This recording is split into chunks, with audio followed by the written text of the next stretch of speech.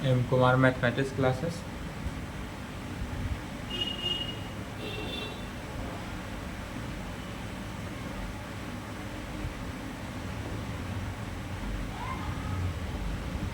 BSc part 3 season 21 से 24 lecture 28 हुआ। क्या चल रहा है? एस्फेरिकल एस्ट्रोनॉमी।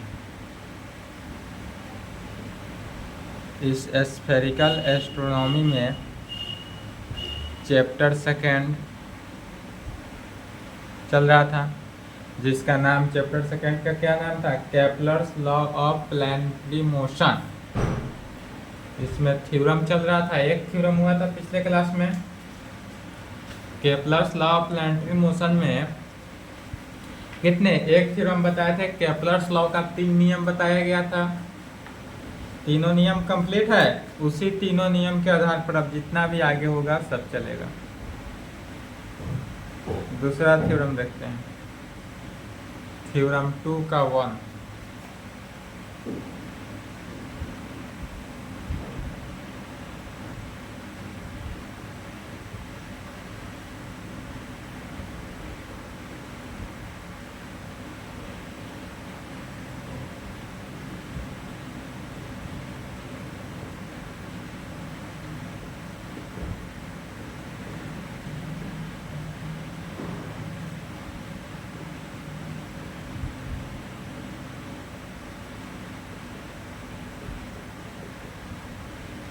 बीस 22 24 के लिए इम्पोर्टेंट है।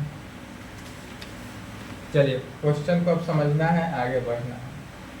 कह रहा है deduce Kepler's law from Newton's law of gravitational. तो केपलर्स लॉ को न्यूटन्स लॉ में कन्वर्ट करना है। तो सिर्फ और सिर्फ यहाँ केपलर्स लॉ दिया है। केपलर्स लॉ तो 3 होता है, फर्स्ट, सेकेंड एंड थर्ड। तो फर्स्ट, सेकेंड, थर्ड की चर्चा नहीं कर रहा है, तो किसी का चर्चा कर देंगे। तो पहला फर्स्ट सिस्टम से ही करते हैं, केपलर्स लॉ।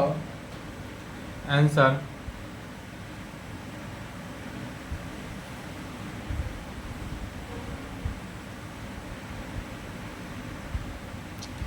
आंसर लिखेंगे। डिड्यूस कर रहा है, deduce of Kepler's law. Kepler's first law कहेंगे, तो deduction,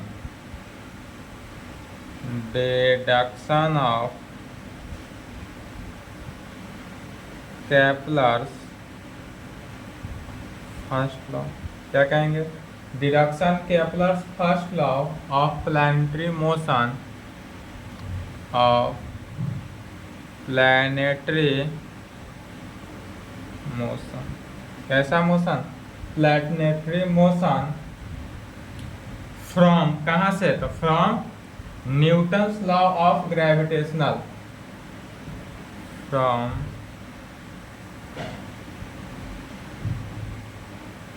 Newton's law of gravitational,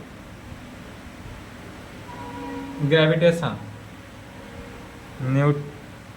Newton's law of gravitation. चलिए न्यूटन्स लॉ ऑफ ग्रेविटेशन क्या है तो हमको जानते ही हैं, इसी के बारे में करें।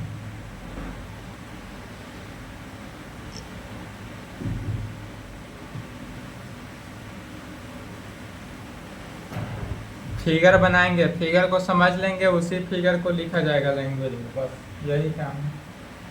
तो यदि हम कोई मान लेते हैं, एक इनिशियल पॉइंट होगा और एक फाइनल पॉइंट है, तो जानते ही हैं कि यदि कहीं से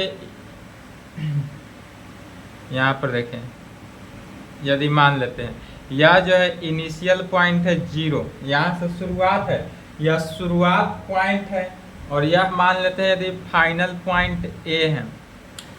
हम जहाँ स्थिर है यहाँ से एक कदम मान लेते हैं, यहाँ पर हम स्थिर है, ठीक है, अभी हम यहीं पे हैं। तो यहाँ से जब चलेंगे तो यह जो हम चलने की दिशा हुई यह इनिशियल पॉइंट, और जहाँ पहुँच गए यह हमारा क्या हुआ? Final point. जैसे मान लेते हैं यदि हम मोतिहारी से चलते हैं, ठीक है, मोतिहारी से चलते हैं तो मोतिहारी हमारा क्या हुआ? इनिशियल पॉइंट हुआ, मोतिहारी जो हुआ वह इनिशियल पॉइंट हुआ, और यदि हम पटना पहुंच गए तो पटना जो हुआ यह हमारा फाइनल पॉइंट हुआ। मोतिहारी क्या हुआ, इनिशियल, चूंकि यहाँ से चले, पटना फाइनल पॉइंट पहुंचे तो फाइनल पॉइंट हुआ, और बीच का जो डिस्टेंस हुआ इसको r से मेजरमेंट करते हैं, डेट इज O से A का डिस्टेंस जो हुआ r हो जाएगा, और इस प्रकार से इधर लिखेंगे।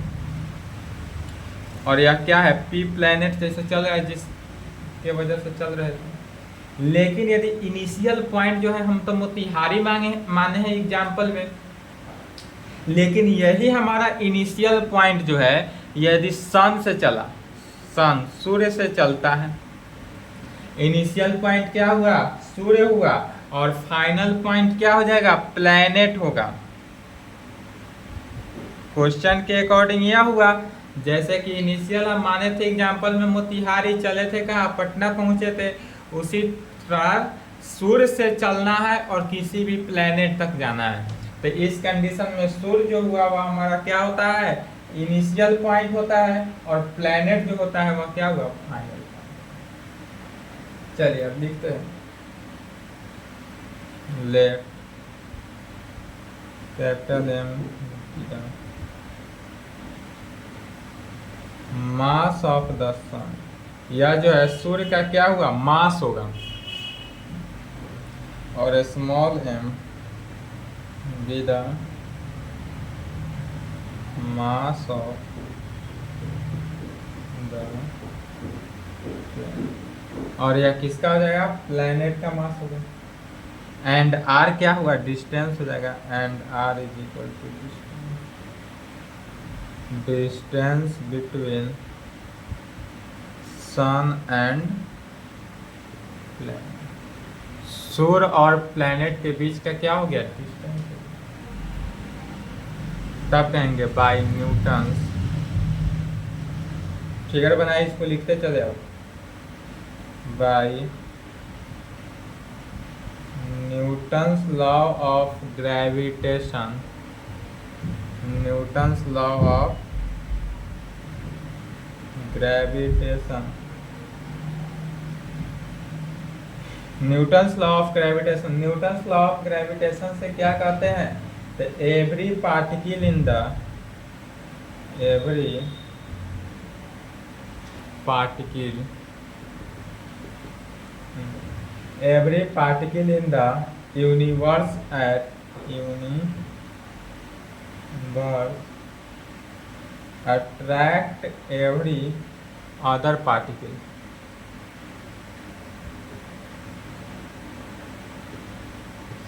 क्या कहा गया, Newton's law of gravitation, Newton's law of gravitation, गुरुत्वाकर्षण के नियम के अनुसार हम क्या जानते हैं कि एवरी पार्टिकल, प्रत्येक पार्टिकल जो है पूरे यूनिवर्स में, माने पूरे अंतरिक्ष आकाश गंगा में, यूनिवर्स का हिंदी होता है आकाश गंगा, तो पूरे यूनिवर्स, पूरे आकाश गंगा में जितने भी ग्रह, नक्षत्र, उपग्रह है, सब एक दूसरे से क्या है, अट्रैक्ट होते रहते हैं, सभी एक दूसरे से क्या होता है, अट्रैक्ट होते रहते हैं।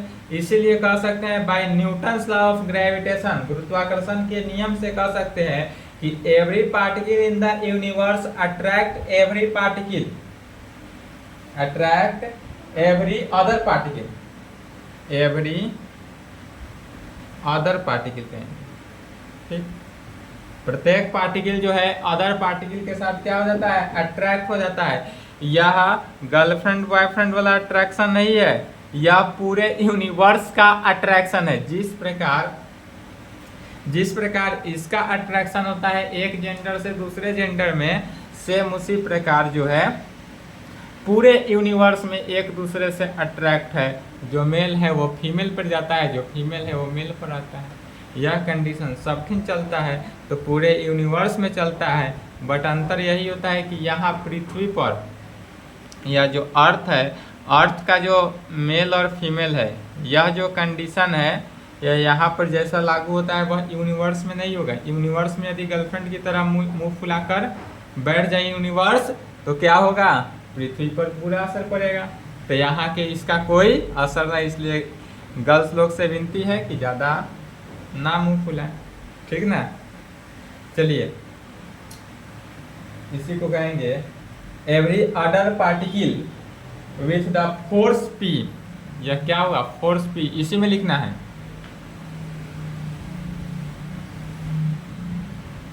With the force P,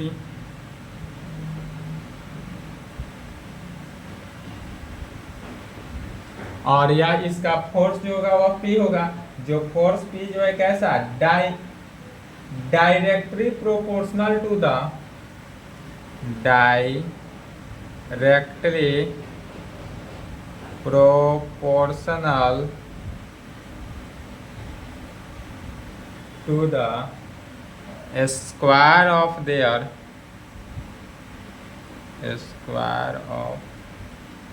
square of their distance between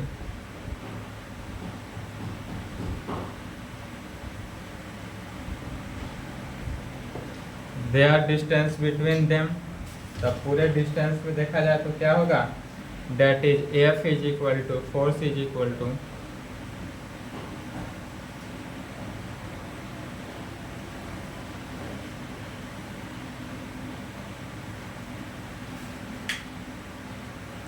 date is F is equal to क्या हो जाएगा, G N two M one M two divided by N में m1 m2 डिवाइडेड बाई किस R square.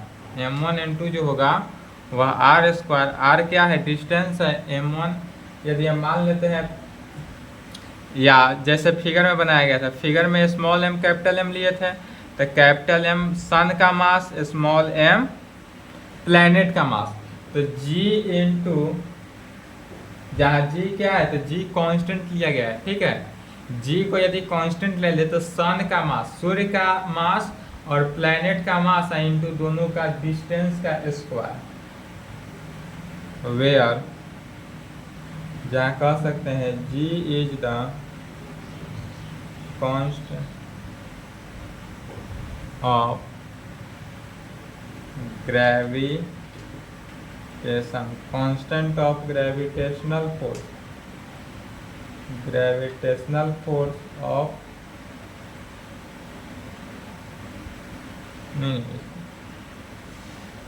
where g is the constant of gravitation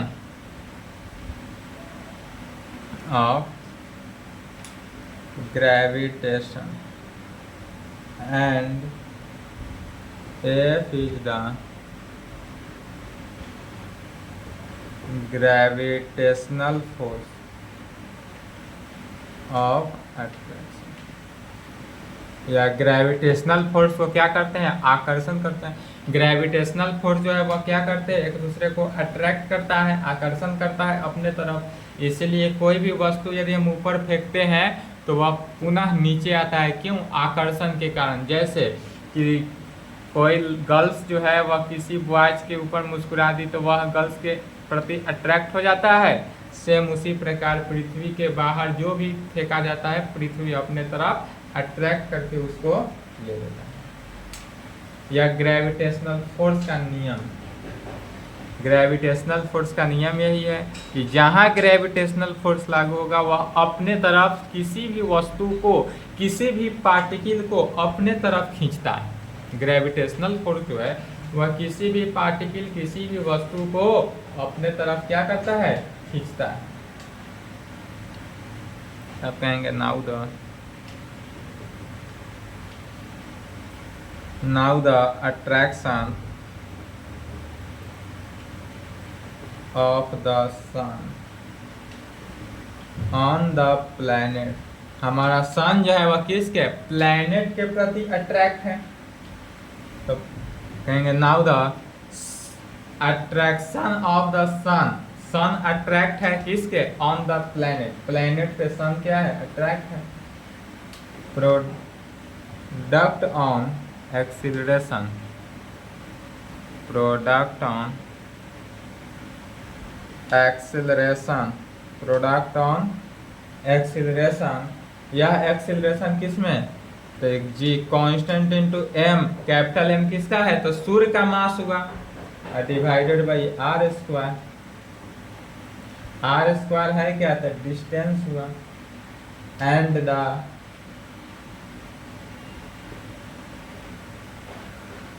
attraction of the planet. सूर्य यहाँ पर किसके है, प्लैनेट के प्रति अट्रैक्शन है, उसी प्रकार प्लैनेट जो है वह सूर्य पर अट्रैक्शन होगा। तो and is the planet on the sun, on the sun produce on acceleration, और इसका एक्सिलरेशन क्या आ जाएगा, जी स्मॉल एम बटा आर स्क्वायर। स्मॉल एम किसका, प्लैनेट का मास। मतलब कि जिस तरह कहा जाता है, यदि कोई गर्ल्स जो है या गर्ल्स जो है वह बॉय के प्रति अट्रैक्ट होगा, तो बॉय भी गर्ल्स के प्रति अट्रैक्ट हुआ, तब यह दोनों फ्रेंड बना, तब दोनों के बीच में कुछ है। उसी प्रकार यहाँ सन जो है वह प्लैनेट के प्रति अट्रैक्ट है, और यहाँ प्लैनेट जो है सन के प्रति अट्रैक्ट है। माने कि सूर्य भी प्लैनेट के प्रति अट्रैक्ट हो गया, प्लैनेट भी सूर्य की तरह अट्रैक्ट हो गया, तब दोनों मिलकर एक हो। जैसे कि गर्ल्स जो है बॉय के प्रति अट्रैक्ट हुआ तो वह कन्वर्ट किया, अब बॉय जो है गर्ल्स के प्रति अट्रैक्ट हुआ तो यह इसको चिट्ठी दिया, इसको यह लेटर दिया, और दोनों के बीच अट्रैक्शन शुरू हो गया। वही कहानी है कि दोनों के दोनों एक दूसरे के प्रति क्या होना चाहिए, अट्रैक्ट। तब कहेंगे but the mass of the sun, सूर्य का mass, but the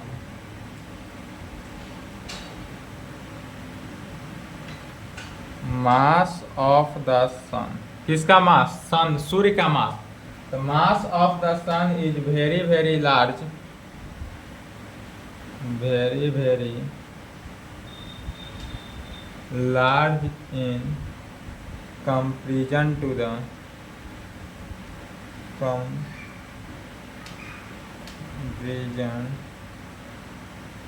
to the mass of the planet, किसका, तो mass of the planet, that is, यह मास किसका मास हुआ, सूर्य का, वेरी वेरी लार्जर, बड़ा हुआ मास ऑफ द प्लैनेट। प्लैनेट के मास से बहुत बड़ा है किसका, सूर्य का मास। तो वेरी वेरी लार्जर का मतलब क्या हुआ, मोस्ट ग्रेटर देन हुआ।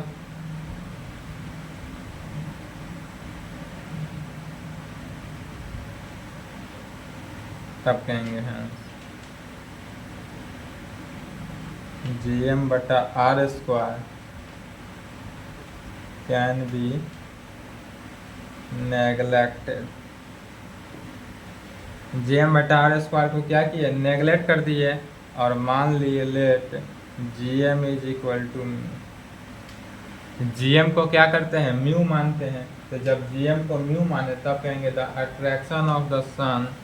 जब हम GM को म्यू मान लेते हैं, जैसे कि ब्रेकअप हो जाता है रियल लाइफ में, रियल लाइफ और इमेजिनरी लाइफ को सिर्फ और सिर्फ समझा रहे हैं यूनिवर्स में और पृथ्वी पर। तो जब ब्रेकअप होता है तो दोनों गर्ल्स को बॉय खराब लगने लगता है, और बॉय में जैसे कि जब प्यार होता है शुरू में तो क्या होता है, लड़का को लड़की का हर अदा अच्छा लगता है, ठीक, और गर्ल्स को भी बॉय का हर बात अच्छा लगता है। लेकिन जब दोनों के बीच में टकरार होता है, दोनों के बीच में झगड़ा होता है, तो क्या होता है, एक दूसरे की कमी ही महसूस होती है। सेम वही काम है। तब कहेंगे the attraction of the sun at zero producing on acceleration p along the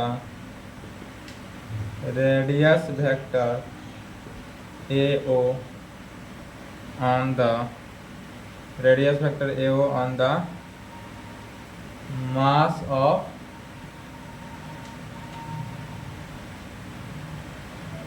radius vector AO on the planet, on the planet, on the planet at A in time t is given by, इसमें दिया हुआ है तो P is equal to mu बटा R square. P क्या हो गया, mu बटा आर स्क्वायर। तब यहाँ से डायनेमिक से कहेंगे, फ्रॉम द डायनेमिक्स। अब यहाँ पर किसका यूज करना है, डायनेमिक्स का। डायनेमिक्स पार्ट 2 में ही था, तो कहेंगे from dynamics we know that. Dynamics से हम क्या जानते हैं, तो P is equal to H square बटा P Q into D P बटा डी आर। याद है, नहीं याद है तो कोई बात नहीं, लिख लेंगे। यह पार्ट 2 का ही था, पार्ट 2 में जो डायनेमिक्स पढ़े थे वही से। या पार्ट 3 में भी मैकेनिक्स पढ़े ना, मैकेनिक्स डायनेमिक्स एक ही बात हुआ। इसलिए यहाँ से H square by P Q, इसलिए H square by P Q into D P by D R. P और P के बदले में क्या है, म्यू बटा आर स्क्वायर। तो P के जगह पर लिखेंगे म्यू बटा आर स्क्वायर, ठीक है। फिर पी क्यू को राइट में भेजेंगे, या पी क्यू रहने देंगे, डी आर को राइट में भेजेंगे। डी आर को राइट में भेजेंगे तो क्या हो जाएगा, ताकि इसका इंटीग्रेशन हो सके। H square by P Q into D P is equal to mu by R square D R, mu by R square D are.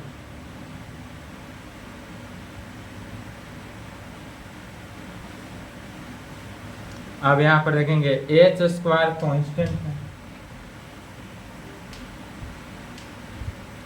H square constant हुआ।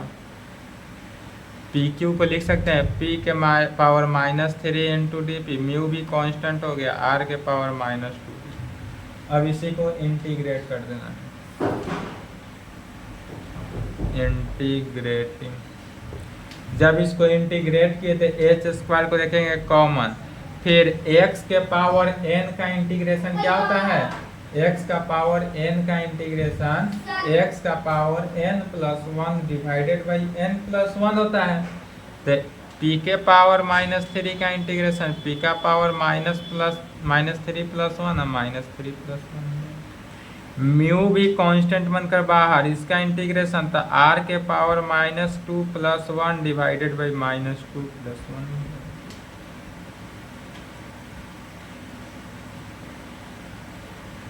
और आर्बिट्ररी कांस्टेंट तो देंगे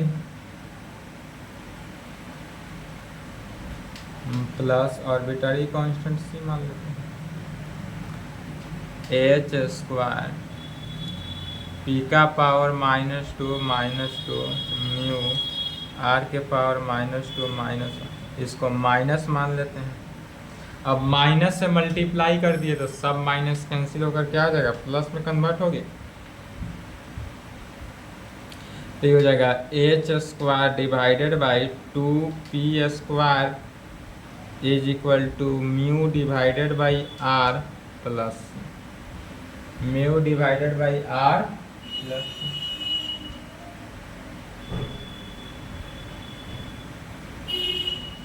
2 है, 2 से मल्टीप्लाई करते हैं, इसको c/2 कर लेते हैं, c/2। अब 2 से मल्टीप्लाई किए H square by P square is equal to twice mu बटा R plus C equation.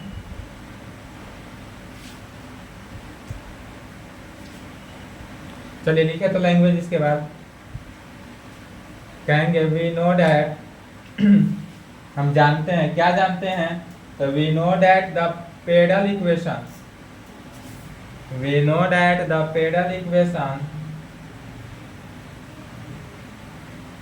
of an ellipse and hyperbola an ellipse and hyperbola referred to a focus are respectively, refer to a focus are respectively।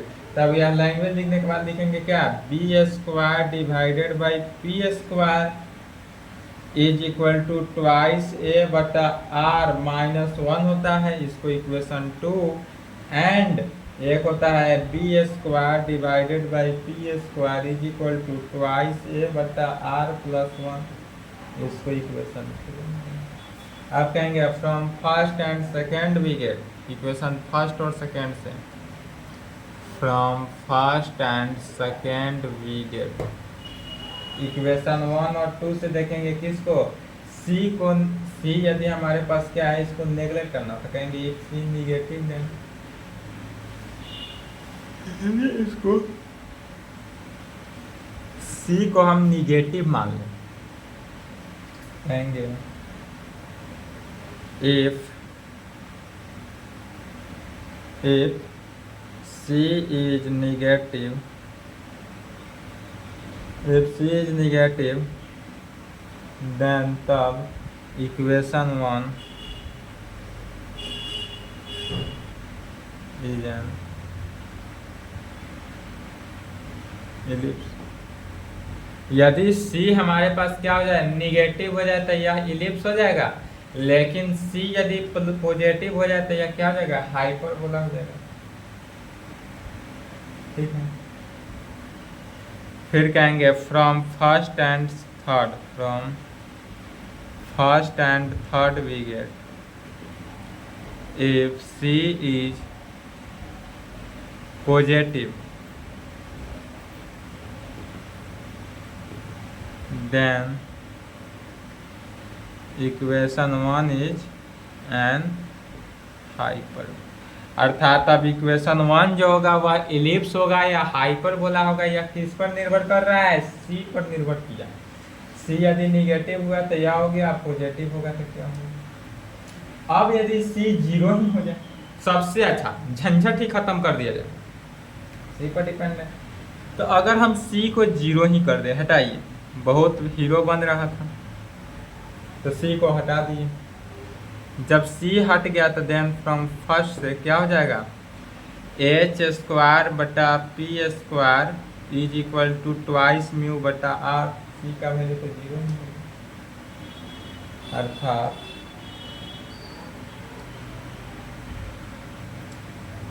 P square divided by R, P square divided by किस में, R cross multiplication कर रहे हैं, is equal to H square, इसको P square इधर mu कर दिए twice mu, और यह किसके इक्वल हो गया, constant.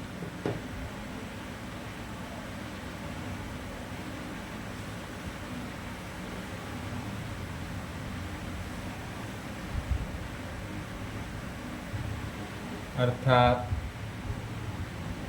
P square by R, P square by R is equal to, मान लेते हैं ए क्या है, कांस्टेंट है,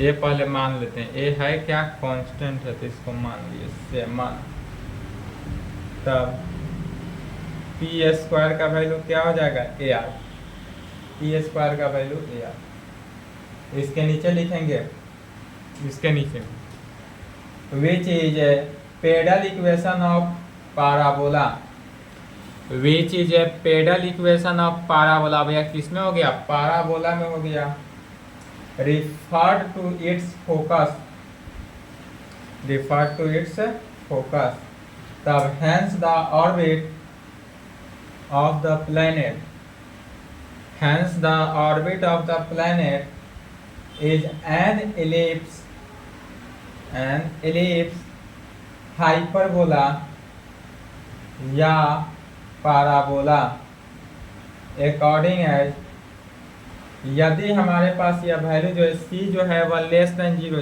ध्यान देंगे c लेस देन जीरो हो तो वह क्या हो जाएगा, इलिप्स। यदि c का वैल्यू जीरो के इक्वल हो जाए तो यह पाराबोला, और c का वैल्यू जीरो से बड़ा हो जाए तो यह हाइपरबोला। माने c का वैल्यू क्या हो, नहीं दिख रहा है, c यदि लेस देन जीरो हो तो इलिप्स सी यदि 0 के बराबर हुआ तो पाराबोला, और सी यदि 0 से बड़ा हुआ तो हाइपरबोला हो जाएगा। What is the orbit of the planet? What is the orbit of the planet? Is the closed curve? Is the closed curve? Therefore, तब closed curve में कह सकते हैं कि यदि c का वैल्यू लेस देन 0 की कंडीशन हो तो क्या जानते हैं, इलिप्स। और कर्व कहा जा रहा है तो कर्व किस कंडीशन में, पैराबोला की कंडीशन में भी आ सकता है। देयरफॉर कहेंगे इलिप्स के कंडीशन में, तो कहेंगे इसलिए therefore orbit must be ellipse. इसलिए हमारा ऑर्बिट जो है यह क्या होगा, इलिप्स ही होगा। तब कहेंगे हेंस, नीचे पैराग्राफ चेंज करके hence every planet move round the sun. Hence every planet move round the sun in ecliptic path, in elliptic path which sun is one of its focus, which proves Kepler's first law। और यहाँ पर क्या हुआ, Kepler's first law moves करके proof हुआ। तो क्या कहेंगे, हम यहाँ पर कह सकते हैं कि every planet moves round the sun. हमारा प्रत्येक प्लैनेट जो है वह राउंड द सन, सन के चारों तरफ मूव करता है। प्रत्येक जितने भी अंतरिक्ष में प्लैनेट है सभी के सभी प्लैनेट क्या होता है, सन के राउंड में मूव करता है। और जो सन है वह कहाँ होता है, तो इक्लिप्टिक पाथ पे। सूर्य हमारा कहाँ रहता है, इक्लिप्टिक पाथ पे रहता है।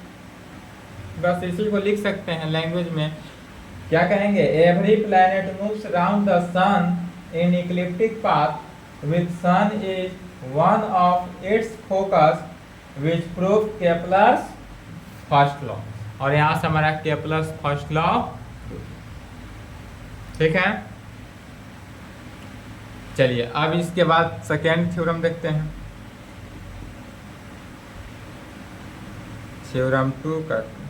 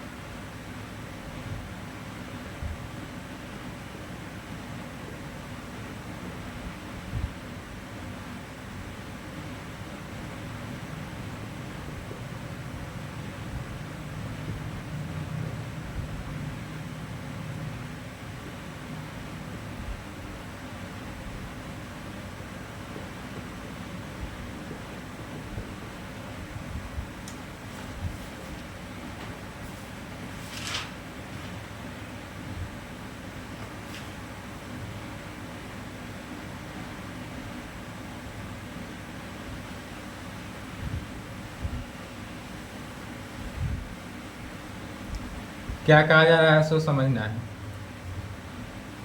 क्वेश्चन कहता है deduce the second law from Newton's law of gravitation.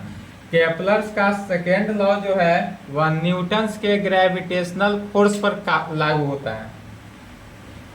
तो आंसर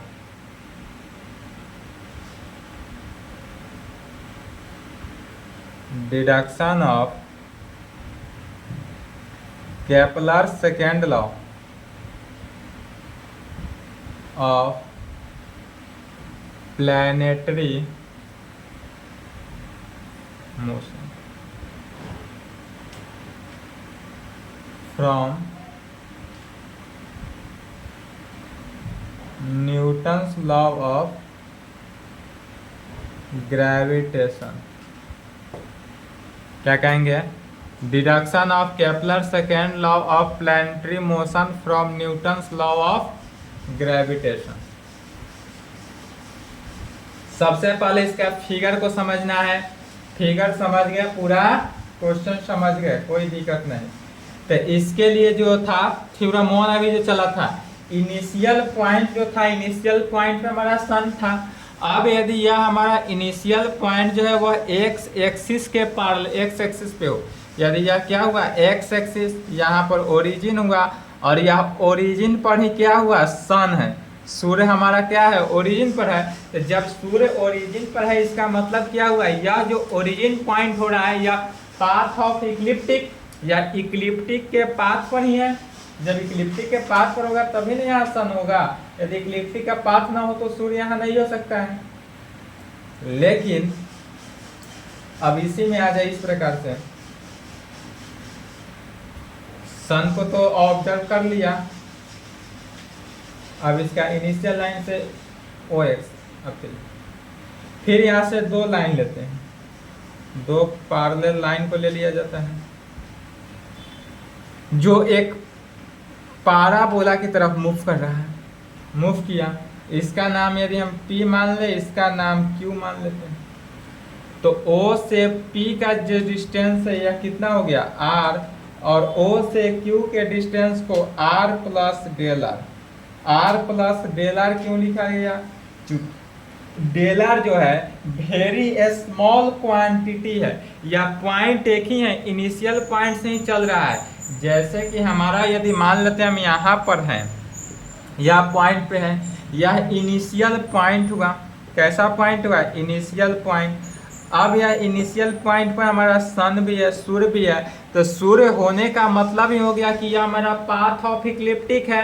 पूरे सेलेशियल स्फीयर में पाथ ऑफ क्या हुआ इक्लिप्टिक, तो यह पाथ ऑफ इक्लिप्टिक हुआ। लेकिन यहाँ से हम एक ही पॉइंट से दो अलग अलग डायरेक्शन, मतलब एक ही पॉइंट में थोड़ा सा डिस्टेंस पर चल रहे हैं, तो कुछ ऐसा समय आएगा, जो दोनों तो हम लोग साथ चल रहे थे, कुछ ऐसा समय आएगा यहाँ वेरी स्मॉल क्वांटिटी, बहुत छोटा जगह बचेगा डिस्टेंस, फिर थोड़ा बढ़ते बढ़ते फैलाव धीरे धीरे होते हुए जा रहा है इस प्रकार। तो यह जो एंगल बन रहा है, यह एंगल क्या हो जाएगा, यदि यहाँ से सन जा रहा है या एक्स एक्सिस है, तो यह यदि हम मान लेते हैं थीटा एंगल बनाता हो, तो यह थीटा एंगल बनाया था, यह वेरी स्मॉल, एकदम छोटा सा जगह से निकाला जा रहा है। इसका मतलब यह डेल थीटा मान सकते हैं, जहाँ डेल थीटा होता क्या है, तो वेरी स्मॉलेस्ट एंगल है। तो इसको यदि हम थीटा मान ले तो यह हमारा क्या हो जाएगा डेल थीटा, या डेल थीटा। अब इसी को लिख देना, चलिए लिखें, let the sun be at O, let the sun be at O, let us take O as the origin, let us O as the origin and OX the initial line। जब initial point हुआ तो OX क्या हो गया initial line, capital X लिखेंगे, OX is initial line. तब paragraph change करके लिखना है, let the position of the planet, let the position of the planet at time T and, at time T and T plus del T be P R theta. अब देखिए P जो होगा या P कितना होगा आर थीटा हो जाएगा। P का एंगल कितना हुआ आर थीटा। जब सूर्य से जहाँ सूर्य है वहां से चलते हैं, तो यहाँ पर हमारा सन है, या जो सूर्य से एंगल बनाता है पी के अकॉर्डिंग यह एंगल कितना थीटा एंगल बनाया, और जो लाइन बनाता है ओ से पी का जो डिस्टेंस है वह आर बनाया, तो एक्स एक्सिस हमारा आर हो जाएगा और थीटा जो है एंगल बना। सेम इसी प्रकार क्यू पॉइंट पर देखेंगे, तो क्यू पॉइंट पर जो एंगल बनाता है वह सूर्य से लेते हैं, इनिशियल लाइन सूर्य से लेकर क्यू तक का पूरा एंगल देखते हैं, तो थीटा डेल थीटा बनाया, तो यह थीटा प्लस डेल थीटा हो गया, और यह हो जाएगा R plus del R. Distance कितना हो गया R plus del R, sorry पहले डिस्टेंस को लिखेंगे, तो आर प्लस डेल आर, तब theta plus del theta respectively. तब कहेंगे by Newton's law of gravitation, by Newton's law of gravitation there is no acceleration perpendicular to radius vector OP, या जो हुआ रेडियस वेक्टर ओपी मान लेंगे। That is there is no transverse acceleration, इसका जो है एक्सीलरेशन नहीं हुआ, नो ट्रांसवर्स। जब एक्सीलरेशन नहीं हुआ तो कह सकते हैं therefore 1/r into D by D T into R square D theta बटा D T is equal to किसके, जीरो पर हो जाएगा। अर्थात d बाई डी टी देखेंगे तो यह जो 1/r है राइट में गया तो जीरो हो गया, are square into D theta by D T का वैल्यू क्या हो गया, जीरो के इक्वल हो गया। इसी को इंटीग्रेट कर देते हैं, इंटीग्रेटिंग। तो जब इसको हम इंटीग्रेट करते हैं तो क्या होता है, d बाई डी टी है तो d by D T cancel हो गया, are square into D theta बटा D T is equal to right side constant c मान लिए।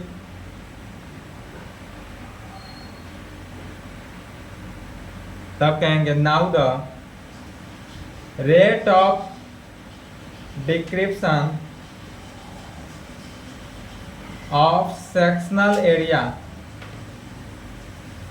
Of sectional area.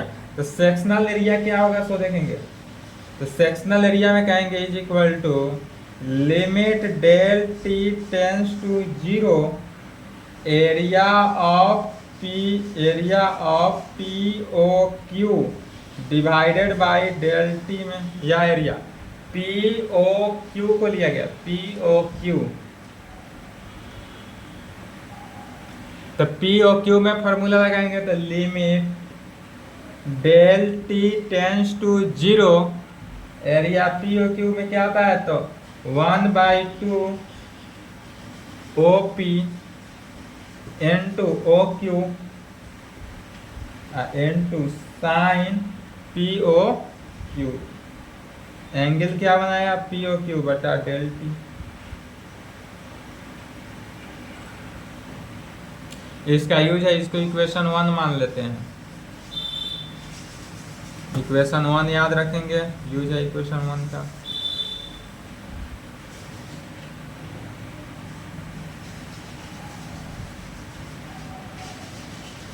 तब कहेंगे is equal to limit del T tends to zero, del T tends to zero 1/2 OP, OP का distance कितना है r, तो r लिखेंगे। O Q कितना हो गया, r प्लस डेल r, तो r plus del r। Sine P O Q तो साइन डेल थीटा, या जो एंगल बनाया डेल थीटा एंगल बनाया तो साइन डेल थीटा, और डिवाइडेड बाई क्या हो गया डेल टी में, तो डिवाइडेड बाई डेल। इसी को सॉल्व करेंगे, आंसर आएगा। r क्या हुआ, कांस्टेंट हो गया इस केस में, क्योंकि t के रेस्पेक्ट में हो रहा है। तो जब t के रेस्पेक्ट में हुआ तो r कांस्टेंट हुआ, तो सबको क्या करेंगे, कांस्टेंट वाला बाहर हो गया। 1/2 r into r plus del r sine del r constant होकर बाहर 1/2 r, यदि हम कांस्टेंट ले लें 1/2 r को पहले कांस्टेंट ले लेते हैं, तब लिखेंगे limit del T tends to zero r plus del r into sine del theta को लिख सकते हैं डेल थीटा में इंटू डेल थीटा बटा डेल टी। क्या किया, चैन रूल, चैन रूल को यहाँ पर भी अप्लाई किया गया। तब वेन जब डेल टी यदि टेंस टू जीरो हो तब डेल थीटा भी टेंस टू जीरो हो जाएगा, डेल आर भी tends to zero. When del T tends to zero then del theta tends to 0 and del r tends to 0। तब क्या हो जाएगा, डेल आर भी 0 हो जाएगा। तो जब यह 0 हुआ तब कहेंगे, आगे बढ़ेंगे, वो is equal to 1/2 r 1/2 r। इस लिमिटेशन को सॉल्व किया जा रहा है, लिमिट को। तो limit del T tends to zero था तो del r tends to zero हो जाएगा। तो limit del r tends to zero, तो जब del r tends to zero हुआ तो आर प्लस डेल आर का वैल्यू निकल जाएगा यहाँ से। फिर अलग करेंगे तो limit del theta tends to zero भी होगा। तो जब del theta tends to zero किए तो sine del theta divided by del theta हो गया। इसको चेंजिंग करेंगे, फिर उसके बाद आएंगे क्या, limit del T tends to zero, limit del T tends to zero. तो डेल थीटा बटा डेल टी में, डेल थीटा बटा डेल टी में सबको अलग अलग किया जाए गया। तो एज इक्वल टू 1/2 आर तो हो गया। लिमिट किए तो देखेंगे आर तो जैसे है वैसे बेचारा रहा, लेकिन डेल आर जो है वह जीरो हो गया इनटू लिमिट। अब इसमें लिमिटिंग वैल्यू को यूज किया गया तो del theta by del sine theta, क्योंकि हम जानते हैं, क्या जानते हैं, साइन थीटा बटा थीटा का वैल्यू 1 होता है और लिमिट जीरो, तो यह वैल्यू कितना हो गया 1। तो इस पूरे वैल्यू को हम 1 ले लेंगे। Limit del T tends to zero, लेकिन यहाँ del t by del theta है तो इसका क्या होता है d theta by D t हो जाएगा, d theta by D t. इसी को कहेंगे is equal to 1/2 r, r r मिलकर क्या हो गया आर स्क्वायर, तो 1/2 r square into D theta by D t, d theta by D t. और इसका वैल्यू यहाँ से देखेंगे r square into D theta by D T का वैल्यू कितना निकला था, सी निकला था। तो यहाँ 1/2 तो कांस्टेंट हुआ रहा, R square D theta by D t को सी लिख देंगे, कहाँ से, फ्रॉम फर्स्ट से, इक्वेशन 1 को यूज किया गया। और यह है क्या 1/2 क्या निकला, 1/2 सी क्या निकला, कांस्टेंट है। तो यहाँ पर क्या वैल्यू निकल गया, कांस्टेंट हो गया। चलिए इसी के नीचे लैंग्वेज थोड़ा लिख देंगे, प्रूफ हो गया। कहेंगे which shows that the sectorial area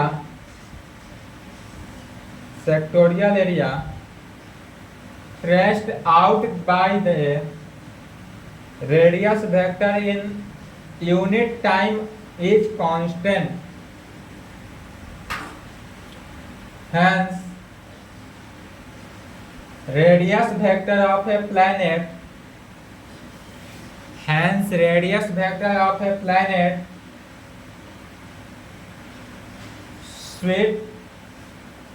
sweeps over equal areas in equal intervals of time, which proves Kepler's second law, इतना लैंग्वेज लिख दिया, प्रूफ हो गया, यही हुआ। तो आज के लिए क्लास को यहीं पर संपन्न करते हैं। इसके आगे भी है मोस्ट इम्पोर्टेंट क्वेश्चन, वह नेक्स्ट क्लास में देखा जाएगा। ठीक है, 1 से 2 क्लास चलेगा, कोशिश रहेगा कि एक ही क्लास में संपन्न कर दें। कल के क्लास में कोशिश करेंगे कि क्या करें, पूरे को संपन्न कर दे। यदि कल की क्लास में नहीं होता है तो एक क्लास और लगेगा, उसके बाद पूरी तरह से ग्रेजुएशन कंप्लीट हो जाएगा। ठीक है, 1 से 2 क्लास में कंप्लीट हो जाएगा ग्रेजुएशन, चिंता ना करें। पर डे क्लास करते रहें, मिनिमम 1 क्लास, मैक्सिमम 2 क्लास, 1 या 2 क्लास में पूरे ग्रेजुएशन कंप्लीट हो जाएगा। उसके बाद कोई वीडियो नहीं मिल पाएगा। ठीक है, तो आज के क्लास को यहीं पे संपन्न करते हैं, यहाँ तक कंप्लीट करें।